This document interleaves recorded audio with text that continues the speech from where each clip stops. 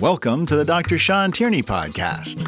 My name is Shawn Tierney, and I am a neuromusculoskeletal synologist. I treat athletes and high performers. My goal with this podcast is to help you make better decisions regarding your health, athleticism, and all aspects of life. Here, I'm both a student and a teacher. Thank you for tuning in. Hey, welcome to the Dr. Shawn Tierney Podcast. I'm super excited to be here today with my friend and colleague, Dr. Jennifer Pedley, radiologist, chiropractic radiologist, expert in finding problems that other radiologists didn't find. So I just super appreciative of her being here.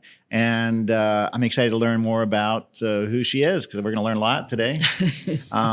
So Jennifer, you lived a full life. Yes. I mean, you got, 53 years in right 52. now so far? 52. Okay, it's sorry coming about up on that. 52. 52 years in so far.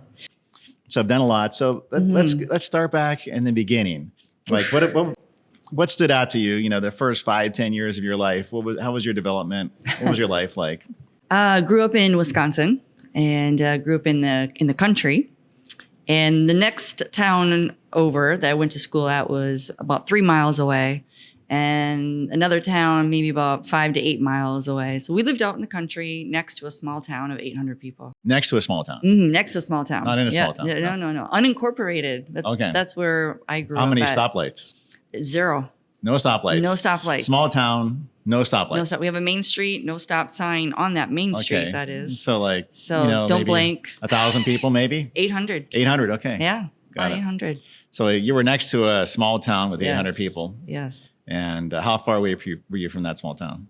About 3 miles away. 3 miles away, okay. And lots of farmland. So just kind of get the layout. It was mostly, at that time, dairy farmland, and then grain, which meant soybeans and corn. And we got to, ride our bikes everywhere and anywhere out in the country. That was what we did. And we made up sports. Did you walk to school through 3 foot of snow? No, it's too cold in Wisconsin to do that. Okay. All right. We took the bus. You took a bus. Okay. That's better. Yes. You had to wait at the bus stop. That's still not too fun. Yes. The bus stop was the driveway. The driveway. Okay. Well, that's more doable. Yes. All right. So then, you're a young kid, you played sports. What sports or activities were you involved with? Yeah. Well, growing up before we could even have sports. I mean, back then we didn't have sports when you're younger, right? It was during the summertime. Right. It was, hey, we'll go ride our bikes and we'll go play basketball, kickball, softball. Mm-hmm. And then later on, we had a softball league in the summertime. Mm-hmm. Then junior high is really when it started with basketball. And then high school was basketball, volleyball, and track. Okay. And so that's kind of where, small town, we didn't have very much of a variety of sports. That's pretty good. I mean, that's pretty much almost everything a girl could do, right? Right, So in high school, So your sport and track was? Long distance. Long distance? Like a mile. Okay. 800 meter or of course the mile. Okay, good. And you're kind of a tall person, so you probably did pretty good at 5'7". You're not a short woman. Right. So how did that work out? Did that give you an advantage? It did in the beginning, for sure, for basketball and volleyball. Okay. Absolutely. And, in Wisconsin, we even have, taller, as I was getting to high school, the girls were getting taller than myself. Oh, yeah. It doesn't happen as much. We have tall people. Yeah, there's tall people everywhere, but especially there, apparently. Especially there. Yes. I gotcha. And, but no, that definitely gave me advantage. Good. So you had this advantage of, being athletic for your entire life. Now, did you work on a farm? Did that help? Did you work on a farm? No. I mean, you're definitely surrounded by farms, We were surrounded by farms. My grandfather had owned the farm, but my parents did not farm. Okay. So they had enough of that. We were adjacent to it, and we got to see the cows and the horses and the chickens. You didn't have to bale the hay. We didn't have to bale the hay. Didn't have to do any manure stuff. Oh, yeah? Okay. Wow. Got lucky. Yeah, got lucky, yes. So what did your parents do then? Well, now my parents are retired. My mom was in banking. Okay. She was basically assistant manager of a bank. She didn't start that way. My dad was a truck driver. Okay. And then he worked and dabbled into a little bit of home construction, and then retired from working in a trucking company where he was the janitor and kind of helped out with the mechanics, with the trucking company who sold semi trucks. Right. So, yeah.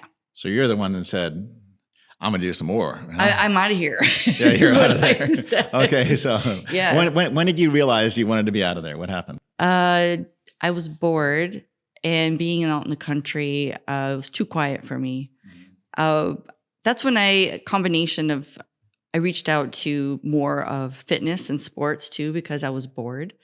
And we lived in a very small home, and I wanted to be outside.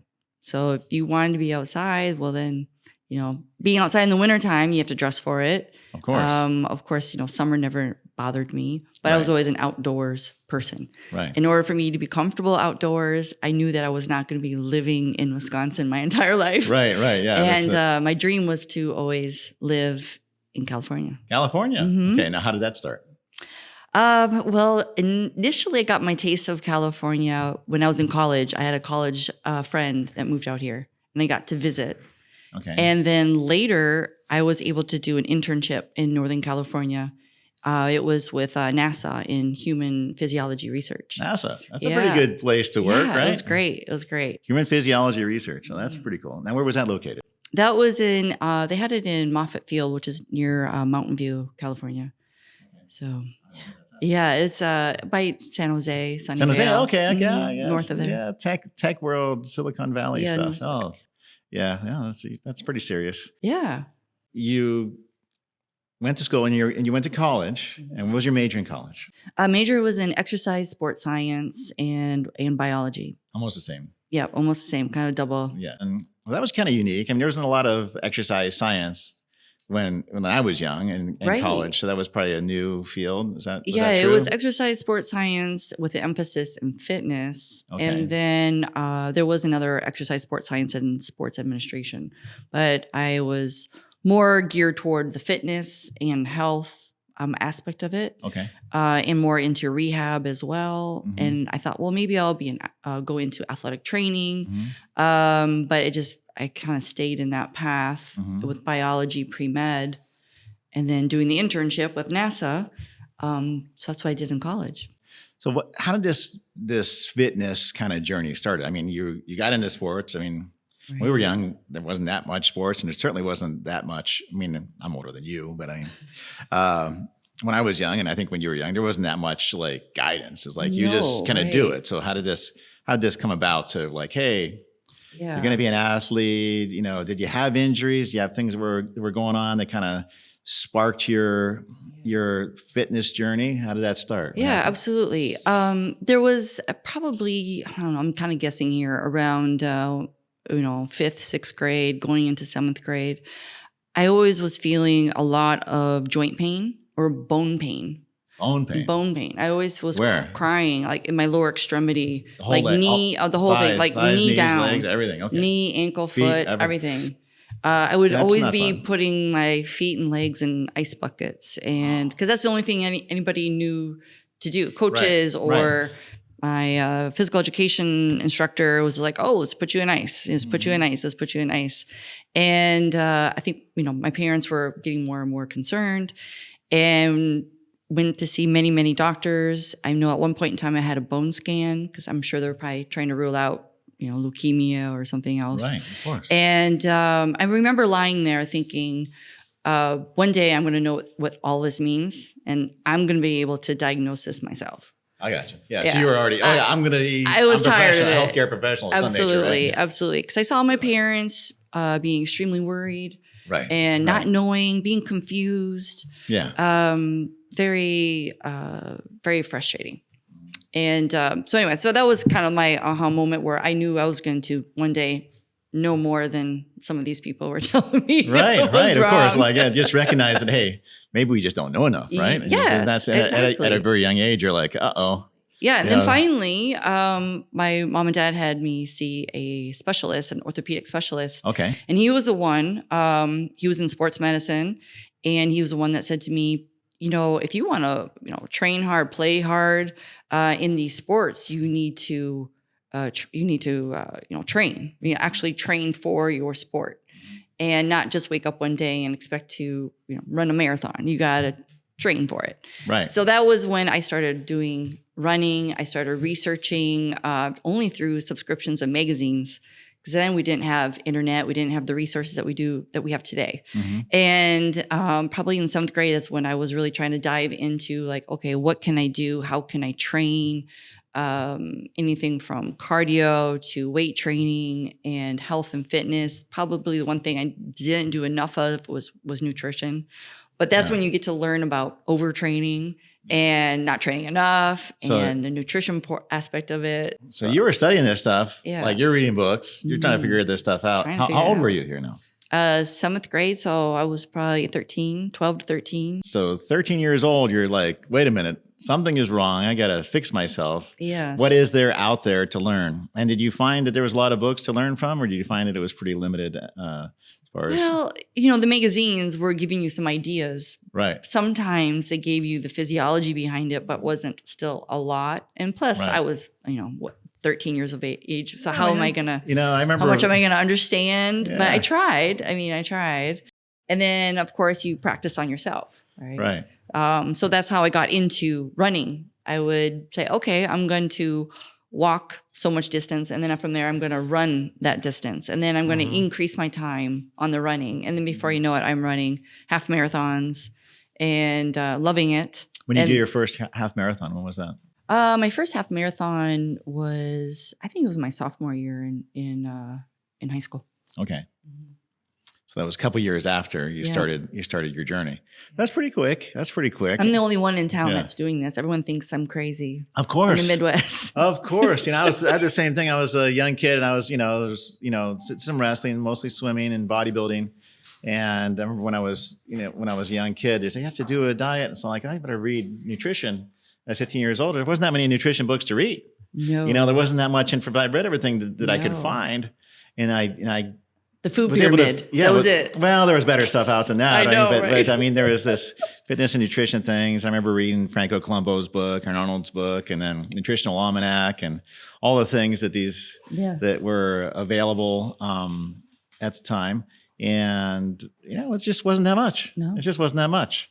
But it was enough to make a change. And obviously made a change for you. So now you did this, and now you kind of cured yourself at like 13, 14 years old, right? I mean, that's pretty amazing. Yeah, yeah. So you had leg pain, foot pain, knee pain, thigh pain, started training properly, started learning, and then pain went away. Gone. How long did that take? Maybe a year. A year. A year. Yeah. Not even, right? Yeah. So doctor, cure yourself. You did that. Right. You weren't a doctor yet. Now, was that, and you were already thinking, I'm going to go into some kind of health care field. You didn't even know what it was, but you were going that direction. Something. Yeah. Something in healthcare. My grandmother was a nurse, so I like to hear her stories. My grandmother was too. Yeah. Yeah. So it was there. And then with my own injuries and figuring out what's wrong with me, so to speak, and I was curious about it. I was always curious about anatomy and physiology and training, and I liked being active, and that kind of kept me, my mental health, that was really important to me, and kept me focused just in life in general, which carries through today. Right. If I did not have fitness or some, workout, I would be a hot mess. Good. Well, we got you. You got that nice physiological balance. I'd always talk about it. It's like there's so much emphasis on changing your neurology, changing your neurological state, changing your physiological state, and that's like, how do you get your autonomic system, your fight or flight, your go button, right? Your acceleration.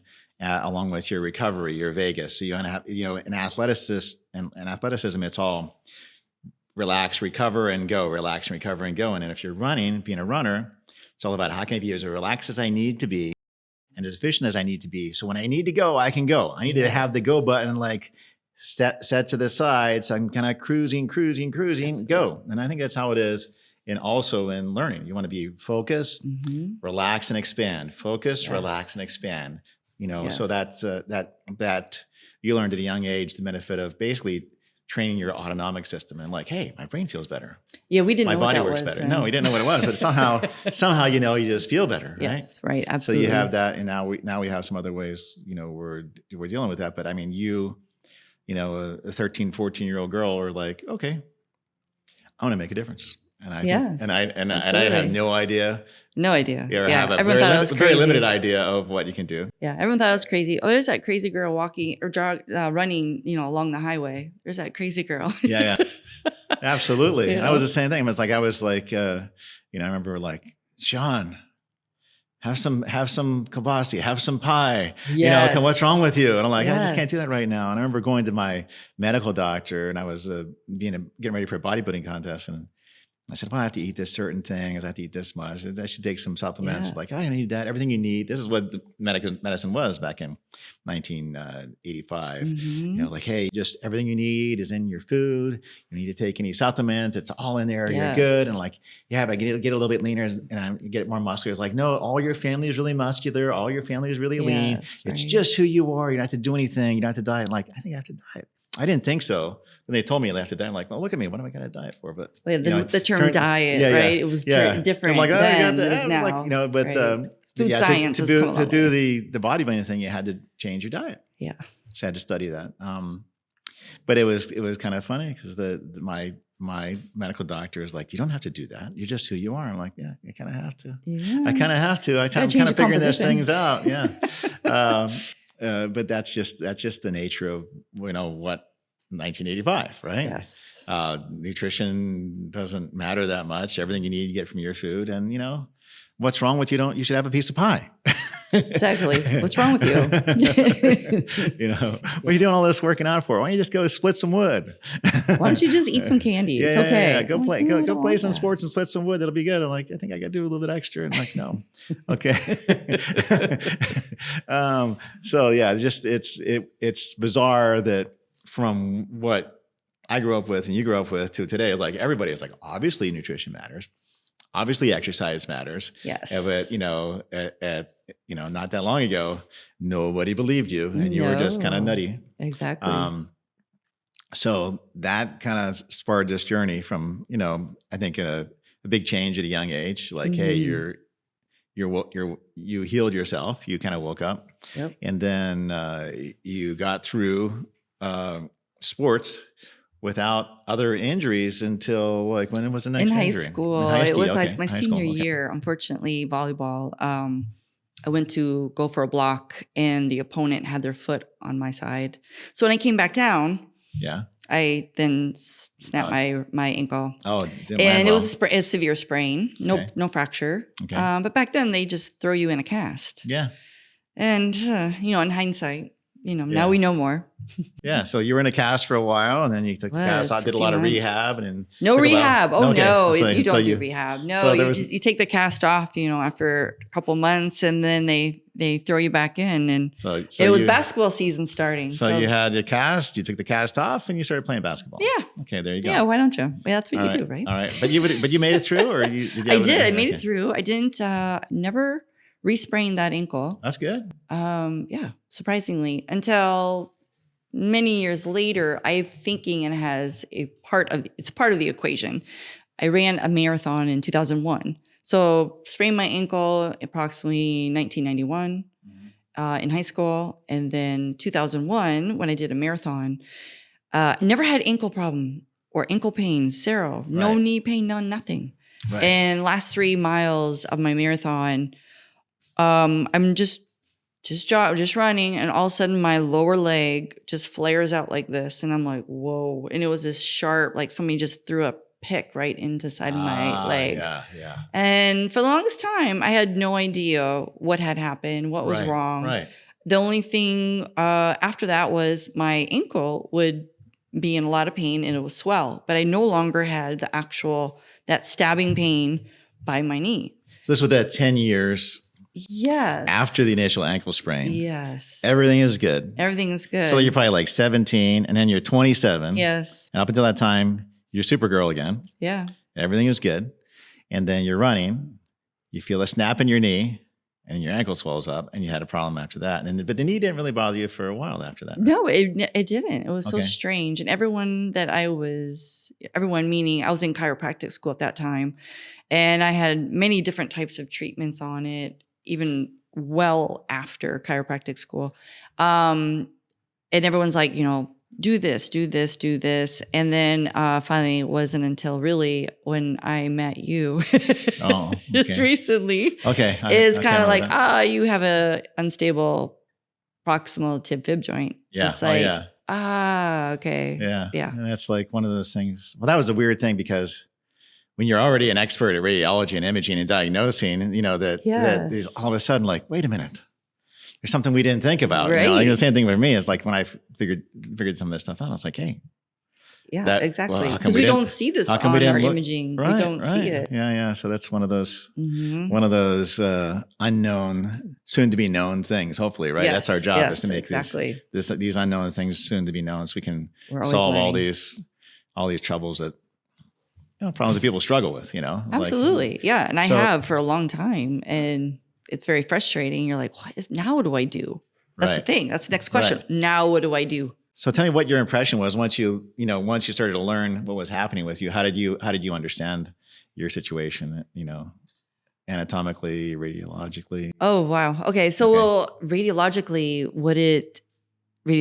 as in for MR is the MR doesn't slice through in the right angle of the tib fib joint to really appreciate to see if it's widened. Mm-hmm. Also, I briefly look through literature and, they have somewhat of a measurement, but again, did we really have the appropriate slice through that region and did it come through the tib fib joint completely on these images? But it's not really until when I met you and you showed just on myself is how beneficial the ultrasound is you can stress directly over that region. You can actually see it closing when you push it in, towards the tibia, and you can see it closing. And then when you release it, you can actually see it. Yeah. That was amazing. That was like, oh my goodness. Yeah. Another thing to understand, right? Right. Yeah. You can't see that and appreciate that on an X-ray. You cannot see that on MR. Right. But then now as a radiologist, now I'm like, okay, if I see anything of that region, meaning if there's effusion, adjacent to in the tib fib joint at any kind. Now, as from a radiology point, like we learned about you had the injury, now we learned about the tib fib joint. So what's your perspective? How did this make a difference for you in your clinical thinking? Yeah. So I definitely learned that I think the proximal tib fib joint is underappreciated or maybe commonly just not looked at or evaluated. Right. And so in radiology, sometimes the MR scans are not slicing through the region at the right angle for us to truly appreciate that joint region. And then also, what I've learned from your office is from you and you're the sonographer, you can actually apply stress to the area. You can see it gapping, opening up, which was amazing when you did that on me. And I was like, oh, wow. And I could actually, feel that too. Oh, yeah. That was amazing. That was just like, it kind of brought, just for me, I've been dealing with this for so long. And it was just like, okay, well, finally, now I get an answer. Right. Yeah.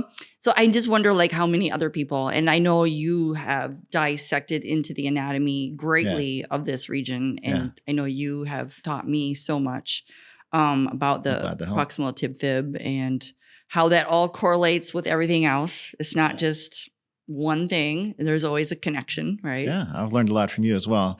Yeah, it just is that the one thing that I see, is that instability. It's like you'd have a loose tib fib joint, and that could be a problem because the tibia can rotate abnormally, right? But also sometimes you have a loose tib fib joint and the lateral joint is still relatively stable, and sometimes it's loose, and then the lateral knee joint just completely opens up, and there's no significant stability there. So just being aware of that, even from just looking to stressing, it's a big difference as far as what's the actual problem. And we were talking about how, the PCL is kind of a complex of the PCL and meniscal ligaments and things like that. So a lot of times on an MRI, we even missed a PCL being being unstable, right? I mean, that's my perspective. You see that? But an ultrasound, because you're able to apply stress and you can see it. Yeah, you can see it come apart. Opening. Because it's kind of like it's like sitting together. Yeah. So if you look at it with ultrasound or with MRI or imaging, it looks like the ligament is still together until you stress it. It's like, whoa, it came apart. That wasn't supposed to happen. Yeah. And then the combination of the PCL and the tib-fib joint, now we're starting to get, some more significant stability problems that are going to affect athletes more, because the tibia can rotate to the inside, and it can kind of move posteriorly as well and create this kind of a pivot shift kind of an injury, even without a ACL tear, or maybe create an ACL tear. So we just see all the stuff of like, how do we put it together? Exactly. I think that's what we're doing together, is creating a map of how do we solve these problems from the MRI perspective, where like commonly right now, the whole world looks at MRIs and a small percentage of people looks at ultrasound. So when we get a more comprehensive understanding of all aspects, and I think then people that are stuck, all over the world with like, hey, why does my knee and ankle hurt? Right. Then it looks okay on the MRI. You start to get a real answer, like, oh, here's the issue, here's the solution. And, I think it's every day with myself, you with yourself, like my eyes are becoming more open to like, hey, this is what's really happening. I mean, particularly when you get patients who've been many other offices, right? And they're not getting better. Right. And they know, like, there's something going on here. What are we missing? Right. And I think you and I are the same. We're like, okay, there has to be more. Right. There has to be more. Yeah. Yeah. And an imaging can only, like for MR, for like the proximal tib fib, or even like you said about with the PCL, that's just a static image. Right. And then we're reliant on that particular slice. Well, what if the slice skipped over the tear, or it just didn't open up that day, or but now with the ultrasound, you're able to do basically what's called dynamic imaging. Right. Really, you're applying stress, and which is what the athlete or the person is going to be doing. They're not just going to be lying there. Right, exactly. They're going to use it. Exactly, yeah. Everything is different in every different position. Everything is different. Yeah, so you get to, that was so amazing watching, is just you just move that knee around and you're like, oh, there it is right there. We just cannot see that on MR. Yeah, so it's just, it's nice to see where you have a solution that you didn't have before. I think that's like, so being a chiropractor and then looking at things with ultrasound and understanding, and looking at things with MRI and understanding, then I think, we expand like, oh my gosh, I could have helped that person. I could help somebody else. And I think we can expand, hopefully, global knowledge on like, hey, this is what we're not doing. This is what we're not seeing. Let's just start looking and seeing. And now I suggest it even in my reports too. When I'm reading MR of the knee, if I see any abnormality in that region, I will suggest, clinically correlate as of, to pay attention to the proximal tib fib joint and see, what is it doing there? Is there pain over that region? Is there peroneal nerve irritation? Right. And then of course, look below the region. Well, what if it is also involving the ankle joint? Like myself, I had a prior injury. Right. So, it's that whole mechanism. Yeah. Yeah. If it's the top of the system, it might be the bottom of the system. It probably is, right? So it's all connected. So just that comprehensive understanding. I think as you gain expertise, as you gain understanding, I think you look deeper into the microscopic level of like, hey, this is that little ligament and tendon. These are all the structures there. And then you go a little bit more, telescoped out. Oh, how about the ankle? Okay, let's go back to the knee. Okay, how about the other structures of the knee? Okay, let's go back to the hip. Okay, how about that? What's the mechanics here? How about the spine? How about the way the person moves? Oh my gosh, there's a lot of stuff I didn't think about before. So now I got to start approaching this more comprehensively. But I think looking deeper, in any field we're in, looking deeper into the macroscopic understanding, into that intermediate understanding, into that microscopic understanding, into the molecular biology understanding of every aspect of an issue. Now we start to get this comprehensive, more predictable. Because I think what we're trying to go for is like not getting it wrong. How do we not get it wrong? I just don't want to get it wrong. No, right. So I don't want to miss it again. By not getting it wrong, it's like I got to look deep in multiple different aspects, and I have to have a lot of perspectives and a deeper understanding in all of those perspectives. Because you know what? Really, healthcare is kind of new. You know, the way modern healthcare is less than 150 years old, so far as what we're kind of the way we're thinking now.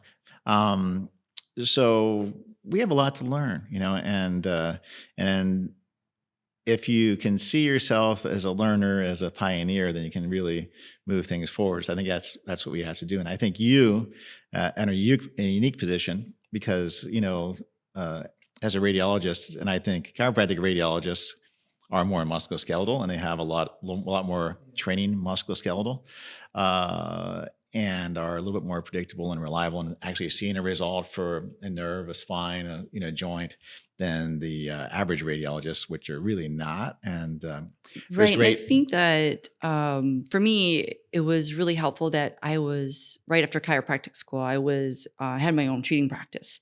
Mm-hmm. So I was treating patients and I was seeing these injuries and I would send them out for imaging, but I wasn't a board certified radiologist yet. Right. And so it's kind of like what differentiates me from other chiropractic radiologists and other chiropractors. I kind of say I'm sometimes the bridge. I'm able to understand the clinical aspect of it. I've seen patients, I've treated these things, but now I've gotten even more into now I know the radiology part of it even more. Right. And I've gone in there and dissected that. And that's now, part of my craft. Right. But I feel like there's still more to learn. There's still more to learn. And then I met you. Yeah. And then you attended one of my lectures. Yeah. And I was thinking, who is this guy? Because you were just firing out some questions, really good questions, good comments. Yeah, I wasn't trying to be hard on you. I was trying to be helpful. It was great. And it's not very common that when people will ask those type of questions.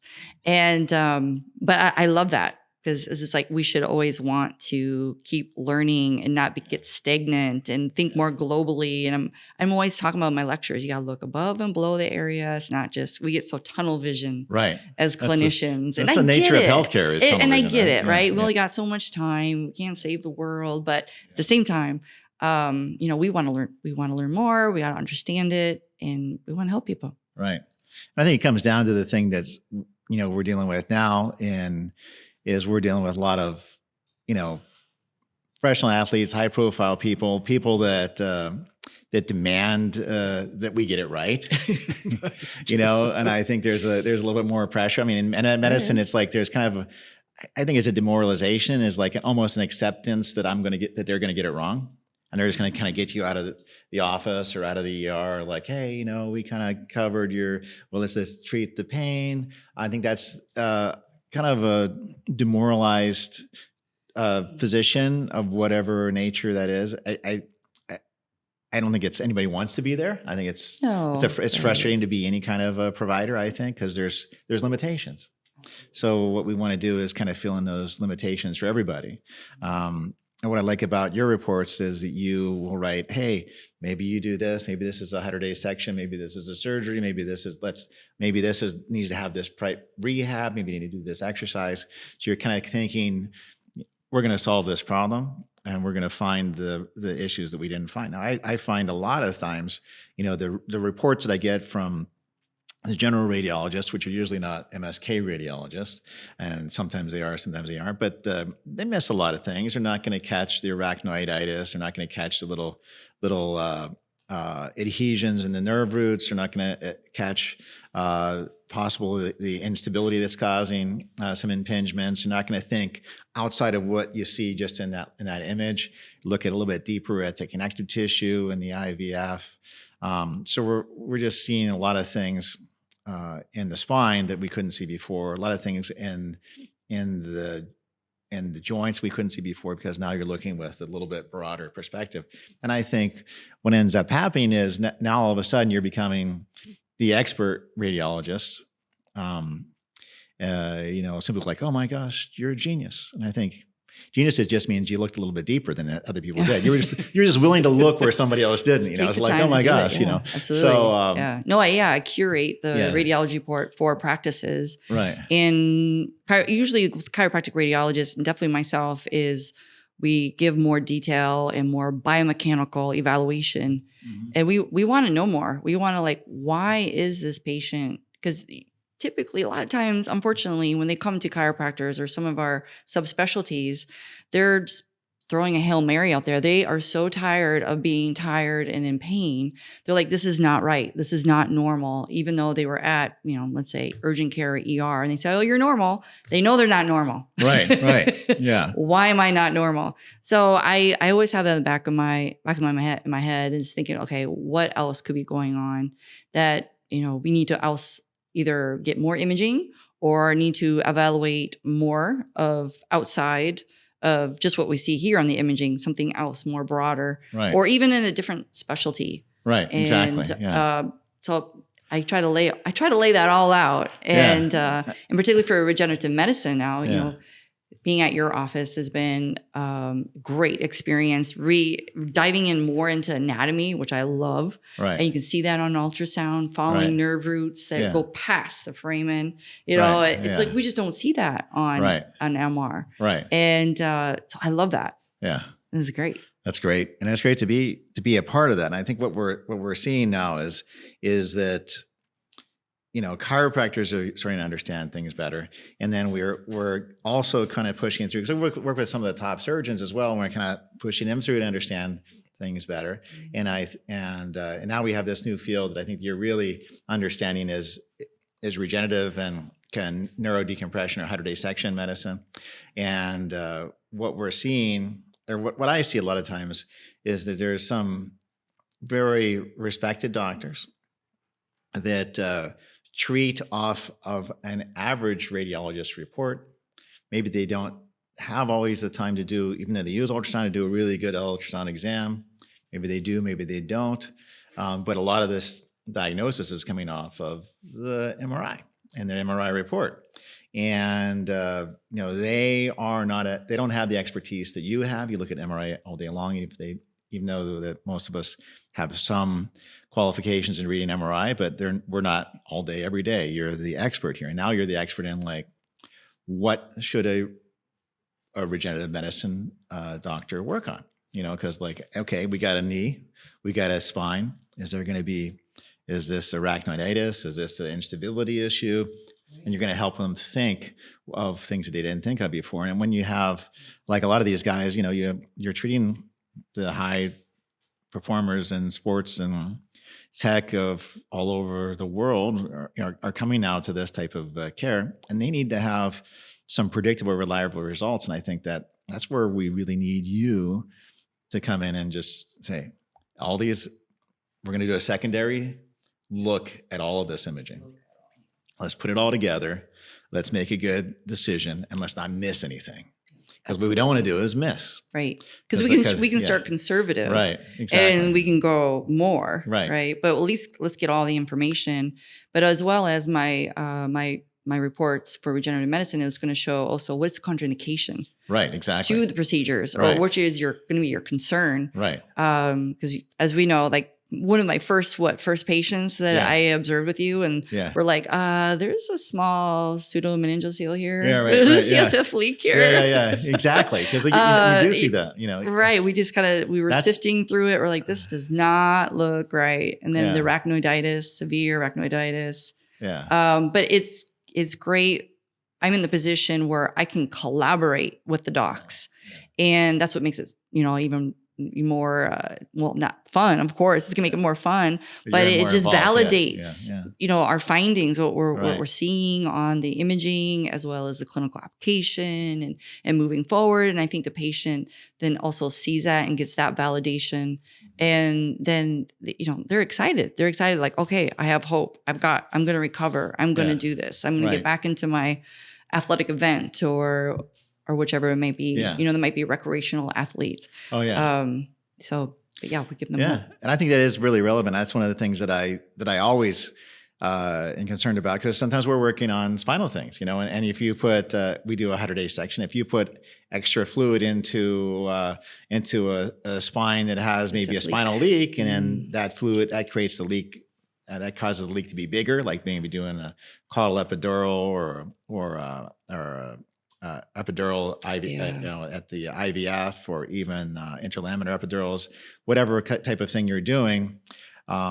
If you're potentially going to increase a spinal leak, then that can be a big problem. So we want to know, what those things are. And also, when somebody has arachnoiditis, they're not going to respond like another person. We need to let them know that these are the issues that are going on with you. We need to let the surgeons know. We need to let the doctors who are doing regenerative medicine know, hey, these are the issues. We're going to do things differently. We want a lower volume of things, nothing that's going to stretch out the dura. We want to do something that's going to maybe change the metabolic state, maybe break down some of those adhesions in the of the cauda or the nerve roots. If they have arachnoiditis, we're going to want to stop that process. So being aware of that is everything, because those are the people that never get better or never happy, and they're in chronic pain. Chronic pain, and if quality of life. Exactly. It's sad to see. If we know how to handle those things well, if we know in advance, then we're way ahead of the game. So those things, and I've seen many cases where you've caught things like, oh, I'm glad that you're here. I'm glad that you caught that, because this person probably wouldn't have been done as well. They wouldn't have been directed to the right place. So we want to have a collaboration. We want to see, hey, this is the rehab, from the rehab person to the surgeon to the regenerative medicine guy. Everybody needs to know, what direction we need to take, because this is the issue. These are the issues, and we need to make a team decision on these complex cases, right? Absolutely. So you hit it, teamwork. Definitely, because we're not afraid to refer. Right. Like, okay, maybe we got to make sure, double check this. Let's just double check this before we go further. It's like a lesson on critical thinking. Like you're just saying, like, I think critical thinking is recognize the experts, consult the experts, know what the consensus is about the experts, know what everybody, all the arguments on all sides of this condition are. And then also just grab more perspectives, and sometimes its perspective is your perspective versus mine. Sometimes the perspective is an MRI versus an ultrasound versus a CT versus a radiograph, versus, all the different imaging that it's available for us. So all those gaining perspective, gaining data, consulting more expertise, and then making it really, I think, a conclusion of integrity, like a hypothesis of integrity, right? Because life will just kind of jump to like, I think this is what it is. I'm like, right. We got to put the pieces of the puzzle together. Yeah, what's the basis for this decision? It's kind of like somebody talking politics. It's like, okay, right. I understand what you said. You're saying this is a fact. What's the basis of your decision? I think it's not that much different in healthcare. Like, I understand what you said. I understand you think it's a fact, but what's the basis of your decision?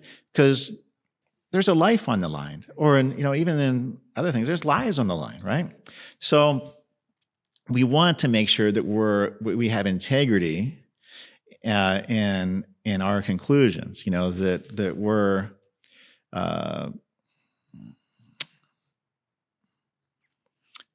we have information integrity. Where we are understanding what's valuable information, what's not valuable information, and where did we miss. And I think we're just kind of looking deeper and deeper and getting closer to the impossible awareness of what is actual reality, because it's hard for a human to see that. And I think the best example of how hard it is for a human to see reality is radiology. It's like, okay, I see you. I see your skin. I see your skin. Close your knee. See how you walk.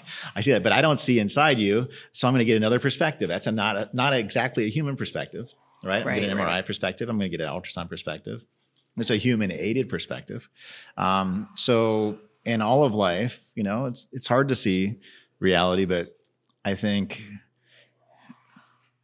we are searchers. We are absolutely. Searchers of We're reality. Curious, and we know there's more. We want to know more. And we communicate it well. So we communicate it to benefit everybody involved. So let's go over just before we get into more cases. I just want to go over like some amazing stuff happened for you to get here. I mean, you're pretty much like a self-actualizing or a self-actualized person. I mean, you've achieved your place in life to a certain extent. Yes. I'm probably just going to keep getting better and keep getting more detailed. That's the goal. So, you go to college. Yes. You go to chiropractic school. Yes. You practice a little bit, and then you go to, radiology residency at National. So there had to be a lot of like mentors and things that you learned and things that kind of opened your mind. Let's just kind of go through this process of, hey, becoming the professional that you are. Yes. So that's a large process. Right. It is. Right? It is, because before you go, especially as a chiropractor, or if you're just any doctor that then decides to go into private practice, as a chiropractor, you're done with school, and then you're like, okay, here I come, world. And then, we're not taught to how to build a business. Right. Right. So that is something that I had great mentors. I was humble enough that I asked everyone questions. I learned what to do, what not to do.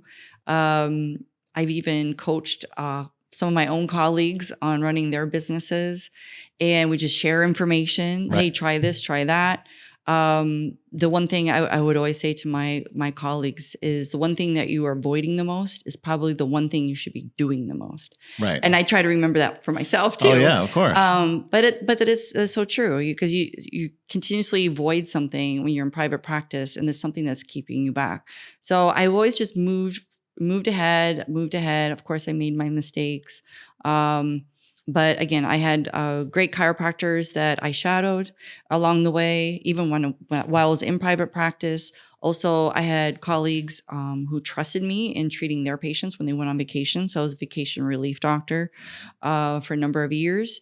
And then with radiology, I was always reaching out to multiple radiologists and asking people, do you know anyone? Because again, I felt like I needed to know more. I wanted to know more. And over the years, technology has changed quite a bit. Of course. Yeah. It wasn't during my residency, but we still had the film of the MR back in the 80s. Isn't that a huge change? 80s. That's a massive change. Yeah. And I'm like, I don't know what they were seeing on these because they're so pixelated. Yeah, in a dark room, like falling asleep, Right. Like, yeah. Absolutely. And so in knowing that, technology is changing and still being open to learning and reaching out to other mentors that other people looked up to. That was always my goal. Is I want to talk to that person, and they may not say hi to me yet, but I'm going to. They're gonna know me. So I was very driven, very motivated. I wanted to know more.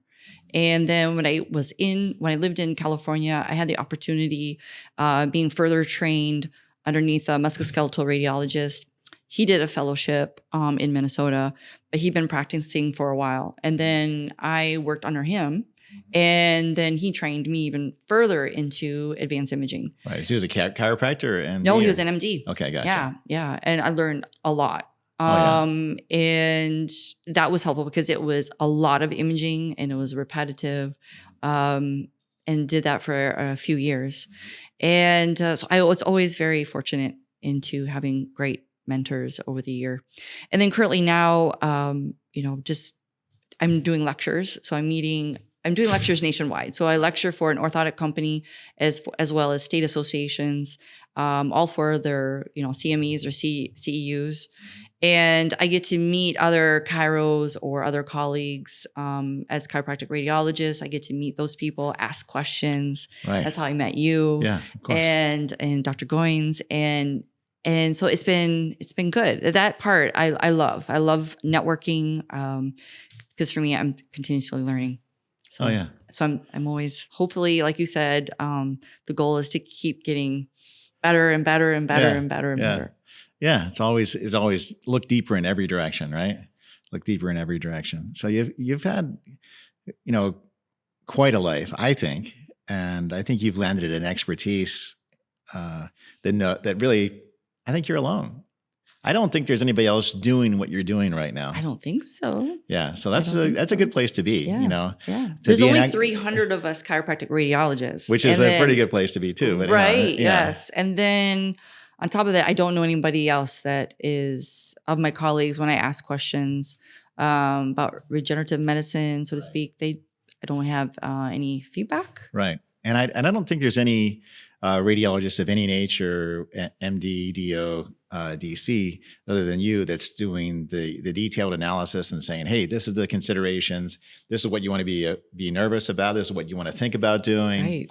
These are your, because you have not just the radiology practice in front of you, but you have this kind of broad understanding of medical practice. Yeah, regenerative medicine practice, fairly broad understanding of medical radiology and musculoskeletal, and now we're working with surgeons as well. So you have this kind of a comprehensive look where you do it. You catch, I'd say, 2 or 3 times more than the regular radiologist catches on average. You can explain it well, and I think you can. Not only that, you're willing to talk to the patients, which is unique, because sometimes these patients, they want to talk to somebody. They do, they do, and they need to have that. They need that validation. The validation, yeah. Like I said before, this is kind of like their Hail Mary. They are tired of being tired, tired of being in pain. Right, exactly. And what is the next step? Is this worth it? Right. Because they have to pay out of pocket too. Right. We understand that. Exactly. So yeah, absolutely. Absolutely. And I love talking to the patients. I've been my director from my radiology residency. When my first day, he said to me, "Are you sure you want to do this?" And I says, "Why?" He's like, You're not like the typical radiology resident. You're too much of an extrovert. You have a normal personality. You like people, right? And you're good at talking to people. Say, yeah, that's true. I mean, it's not always true, but there's it's not. But a lot of radiologists, I mean, especially like our generation of radiologists, is like they're like, hey, I'm going to be a radiologist. I'm like, really? Because you're going to be sitting in a dark room all day. And they love it. There's some of my colleagues are like, I love it. I get to close the door and be all by myself in a dark room. I'm like, okay. Oh my God. Right. Exactly. Now it's not like that. Now you're more involved. Now it's on a computer. Heck, you could be a radiologist sitting on the beach in Hawaii for the rest of your life and never have to talk to another patient and have a pretty good life. But I think that you are one of these people who wants to be involved in good decision making, wants to be involved in discovering, new ways to solve problems, new ways to see problems. And I saw you're out there, you're talking to the doctors, you're talking to the patients, you're talking to the surgeons and you're making a difference. And I think not only that, but you're talking to a lot of doctors every year. I mean, you're lecturing a lot of people. So you're essentially changing the way that healthcare is practiced in the United States and in the world. So I'm encouraged to have you become great. If I can help you be great, I'm on your team, right? And I think that's the same as I feel like the same is coming back. So you lived a heck of a life, and you have a daughter too, right? A son. You have a son. You have a son too. Okay. Yes. So tell us about your son now. Yeah, he's going to be 10 soon in a few months, and he's amazing. Okay. He keeps me on my toes. Okay. Questions that he asks are amazing. Very smart. Right. Intuitive. Right. Intuitive, smart. And he's very active, in sports. So, mom brain and radiology brain are continuously in chiropractic brain and looking at my son like, oh, okay, how are we going to prevent injuries? Okay. Yeah. But he's a boy, very active boy. But we're in basketball, soccer, and baseball. All right. So it's been fun. So far we haven't seen him in the office, and that's a good sign. That's a very good sign. Yes. Oh, goodness. Yes. All right. So we've covered a lot. I mean, you from Wisconsin, cold snow, decided you wanted to be in California, and you moved quite a bit. You ended up in Chicago for your residency, and then you actually made it to California. How about that? I did. How long have you been in California now? Since 2009, right after the residency. Okay, I was gotcha. here. Yeah. 2009. That's exactly when I started doing this kind of work, this regenerative stuff and ultrasound. So yeah, that's the turning point. So now you have a practice and you're available to travel if you need to, but mostly you can handle everything on the phone. Computer, during my residency is when really the switch of, or when everything digital was exploding. Right. I was there at the university where they switched their plain film X-ray machine into a digital machine. So that was prior to COVID, right. And I was working from home, and everything's digital. Right. Isn't that awesome? Yeah. Yeah. So we're super fortunate, Pacific Healing and Wellness to have you there most of the time, Dr. Goins and myself. So we have ultrasound, we have the super radiologist, we have the super, osteopath. We have a lot of things happening there. So I think it's a growing place so far as learning goes. I mean, it's pretty busy. I mean, it's pretty packed with busyness, but we're always learning. And I think that's kind of one of the ultimate classrooms is like being here, collaborating, making choices, moving forward, consulting with everybody involved. So I'm excited about this this professional relationship and having you as a colleague. So thank you very much. Now, I think we always got to go back to like, you've lived a good life. Now, if you're going to talk to your 10-year-old self, what do you want to say? You're like, hey, this is 10 years old. Well, somebody like you want to inspire them to become. I mean, you've become who you need to be, right? Yeah, so tell me what you want to say to the 10-year-old self. I think I would want to tell the 10-year-old self that don't listen to people that tell you can't do it. Okay. Don't listen to people that say no, that you can't, no as in, I guess it goes down the same path. Like you can't do it. Okay. I've heard that so many times. In the very beginning, I was believing it, when I went to college. That's why I never took chemistry and physics. I waited until the last, year or two, because I was like, okay, I can do anyway, this. Right? So it's easier. Is that what that's what was going on? Right. I think that's the bigger message is, and I didn't really have the, the strong mentorship. I think when I was really, really young, I mean, my parents definitely, they were hardworking. Right. It was a Midwest, values, and which I'm very fortunate to have. Work ethic, absolutely. If you don't work hard, then you don't go anywhere. And that's it. Right. And so that's I think that's the big message that I would tell, especially a young girl back in that time, is like, just keep moving forward. You're going to hear no. You're going to hear people that are going to try to prevent you from reaching your goals. Just keep going. Just keep looking ahead. Yep. Good. No, that's we did good for 10 years old. Yeah, I hope so. Okay, that's because we got some life to go through here, because we got some more. Yes, I got another 50 years. We got to talk. No, we got to talk to the college grad now. What are you going to say what would you say to yourself to a college grad like you? To a college grad? Yeah. You're talking to a college grad. How they want to have your level of success. What do you want to tell? Gosh. You know what? It's going to be about the same thing. Because what happens is, you get out in the real world, then you got different obstacles, right? And different influences, and trust your gut. That's probably the biggest message is, I guess, to my college self would be trust your gut. It doesn't look good, doesn't smell good, it probably is not good. Right. And just stay focused, stay motivated. Look deeper. I think that's what you do. Look deeper. I think it's like a big thing you got to teach. It's like, hey, more perspectives. And keep humble. Stay humble. That's something I always definitely believe in. Maybe this comes with my Midwest work ethic too, is you go further if you stay humble. You're more approachable to people. You will learn more from people. Oh yeah. And before you know it, you're networking easier, and you end up liking people more, right? Because you're not like, oh, what can I learn? What can I learn from this person? You're not like, oh, I know more than them. I think as soon as you think you're done. Mm-hmm. You're done. Like there's a lot of great, brilliant professionals, doctors, engineers, whatever, experts that all of a sudden something happens and they know they're done. because they're no longer open to learn anything, and they think that they're right. Like, well, that's the now part. that becomes a really hard person to deal with all of a sudden, right? So now what do you do? Now we all deal with professionals that are in that. Like sometimes you have to deal with a doctor who's like that, or somebody else who's like that. Like,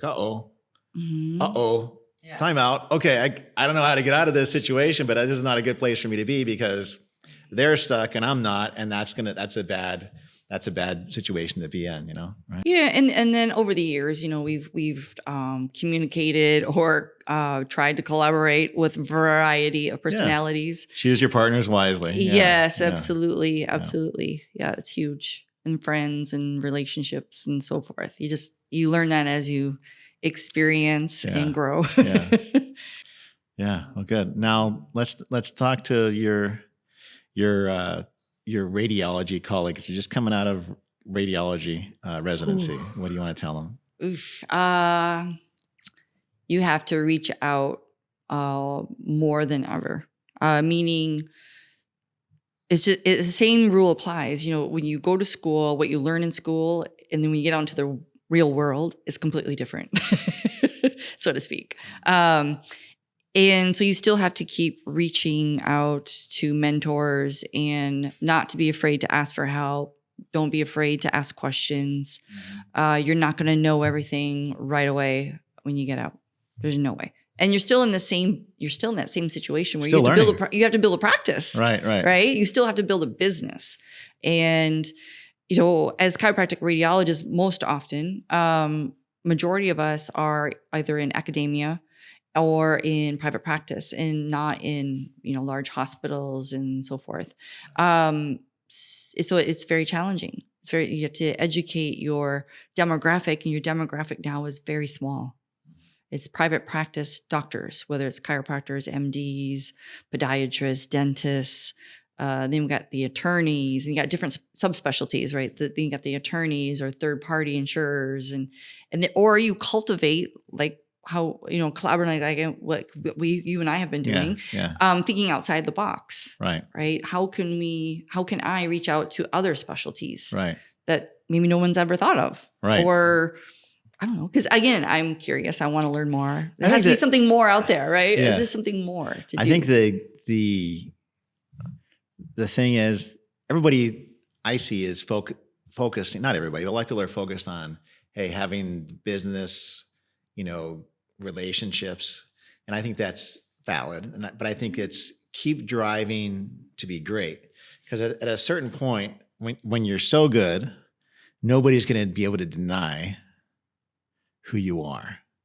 So everything just is just going to come to you, right? So I think that's what you want to just keep searching, and never ever stop. And at a certain point, you keep learning beyond what everybody else did. So now it's not your choice, it's not your desire, but now everything has to come to you because you're the only one that kept going. Right. Don't be the one that stops. Right. Be the one that keeps learning. Yes. Be the one that keeps moving. And then all of a sudden, you're indispensable. And that's what I see that some of these radiologists that are out there, they're who are actually teaching, but they also have a business and private practice in radiology. And those are the ones that I reached out to right away. In the beginning, they're probably like, who is this person? Right. But I could identify, I could see what they're doing. And I'm like, I want to do that. Yeah. I want to know what you know, because you know a lot. Yeah. And I want to know a lot. And if you never stop, all of a sudden, got to keep going. And they're keeping going. Still to this day, they are still evolving. They're still going. That's why. That's why they are who they are, right? Because they never stop. Yeah. If you never stop, everything comes. People, all of a sudden, they're like, "I'm great." I'm like, uh-oh. Yeah. I know the fact. Ooh, that's a tough situation. And of course, I was thinking too is I want to be with technology. I don't want to be way behind technology. So I'm like, like AI is coming. AI is here, I should say. Yeah. Keep I want to be, with that, if not ahead of that. And exactly. Like, so that's always the challenge too, is staying with technology. Right. Yeah. Yeah. I got a little wolf talk here. But yeah, so thank you so much. Yeah, thank you. It was an amazing discussion, and I think we're going to do even a more detailed thing, more for providers right after this that the providers will have access to. But I just want to, hey, how do people get in contact with you? Obviously, you are here, so let's just give them a brief way to contact you, the most effective thing we can do. Yeah, I do have a website with my reading practice, and it's jprad.com. So J is in Jennifer, P is in Pedley, is my last name, Pedley. And then rad.com. And on there is cell phone, my email address. I just ask clients, please do not text me imaging. Okay, yeah. You can text me and, hey, how can I get a hold of you? Can we discuss radiology services? That is great. Tell me who you are in the text message. Yeah. You can email me, call me. I will answer the phone. So yes. Perfect. All right. Well, thank you very much. Well, thank you. It was a really, pleasure. really good. Yes. Thank you.